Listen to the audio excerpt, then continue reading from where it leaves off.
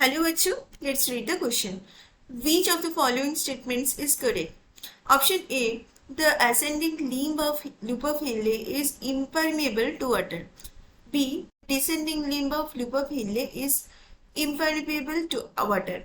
Option C. The ascending limb of loop of Henle is permeable to water. Option D. The descending limb of loop of Henle is permeable to electrolytes.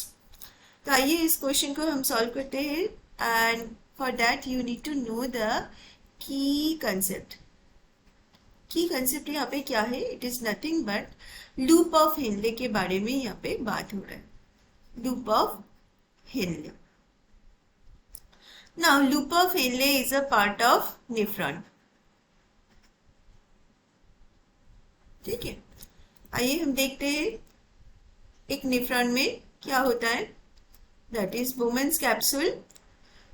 ये जो cup shaped part दिख रहा है उसके बाद कॉन्वॉल्यूटेड एक tubules होता है, इसका मतलब तोड़ा मोड़ा. ठीक है, उसके बाद ये जो यू शेपेड जो पार्ट है that is called loop of Henle. उसके बाद distal convoluted tubule and after that ये किडनी का तो डायरेक्ट तो पार्ट नहीं है but it is called collecting duct. Okay, जिसमें ढेर सारे नेफ्रॉन जुड़े रहते. सो ये मोटा मोटा हो गया हमारा एक किडनी. नाउ हम फोकस करेंगे दिस पार्ट में. ठीक है, मैंने ड्रॉ तो सब कुछ कर लिया, जैसे ये पीसीटी, डीसीटी, बट फोकस हम करेंगे ये हेनलेस लूप. ये जो टोटल है that is called loop of Henley U shape. अब देखिए दो पार्ट है, एक ऊपर से नीचे आ रहा है that is called descending loop of Henley. Okay, descending मतलब ऊपर से नीचे आ रहा है जो that is called descending loop of Henley. Okay, तो यहाँ पे डिसेंडिंग लूप के बारे में भी बात किया एंड असेंडिंग लूप के बारे में भी बात किया है ना. तो असेंडिंग मतलब ऊपर उठना, नीचे से ऊपर उठना, दैट इज असेंडिंग. ओके, तो असेंडिंग एंड डिसेंडिंग जो लूप है इसके बारे में हमको जानना पड़ेगा. तो यहाँ पे परमिएबिलिटी के बारे में बात किया कि परमिएबल कौन सी किस चीज के लिए परमिएबल.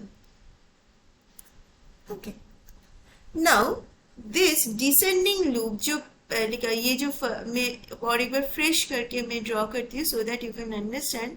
जो फर्स्ट पार्ट है ये जो डिसेंडिंग लूप है, ये डिसेंडिंग लूप है. This is permeable to water. ठीक है, वाटर एब्जॉर्व कर सकते हैं. ठीक है, तो वाटर परमिएबिलिटी मीन्स ये जो बाउंड्री दिख रही है ना, बाउंड्री का इधर से उधर आ सकते हैं, दैट इज कॉल्ड परमिएबिलिटी. ठीक है, तो descending limb it is permeable to water, allows the water to enter the limb. ठीक है, तो but in case of this part, so let me write this part. ये जो पार्ट है ये मिनरल्स के लिए परमेबल है. मिनरल्स के लिए मतलब Na+, Cl-, पोटेशियम, इस चीज के लिए it is for minerals only. Okay, minerals के लिए this part is permeable, that is ascending loop is permeable for only minerals. आइए तो अब हम क्वेश्चन को सॉल्व करते हैं कि क्वेश्चन में क्या क्या ऑप्शन था और हमारा आंसर क्या हो सकता है. तो ऑप्शन ए में है the ascending limb of loop of Henle is impermeable to water. देखिए असेंडिंग लूप ये वाला पोर्शन था जो कि वाटर के लिए इम्परमेबल है बट मिनरल के लिए परमेबल है. ठीक है, तो ये एकदम सही स्टेटमेंट. जो ये जो हमारा पार्ट था ये पार्ट के बारे में, इस पार्ट के बारे में बात हो रहा है, तो ये वाटर के लिए परमेबल नहीं है. तो ऑप्शन ए हमारा आंसर हो सकता है कि ascending loop of Henle is impermeable to water. बाकी ऑप्शन हम देखेंगे, चलते हैं. तो the descending limb of loop of Henle is impermeable to water, ये वाला तो सही नहीं है क्योंकि it is permeable to water. Impermeable it is not correct. Okay, it is permeable to water. अच्छा, सी देखते हैं. The ascending limb of loop of Henle is permeable to water. ascending limb is impermeable to water, not permeable. ठीक है, तो यहाँ पे permeable लिखा हुआ है, इसीलिए ये वाला भी नहीं होगा, just like option B. अच्छा, इसके बाद ऑप्शन डी देखते हैं. The descending limb of loop of Henle is permeable to electrolytes.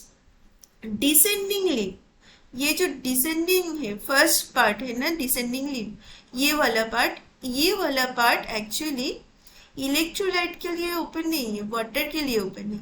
तो यहाँ पे जो बोला कि descending limb of loop of Henle is permeable to electrolytes, ये वाला भी गलत है. तो हमारा सही आंसर होगा option A. The ascending limb of loop of Henle is impermeable to water. So I hope you have understood the concept well. Best of luck.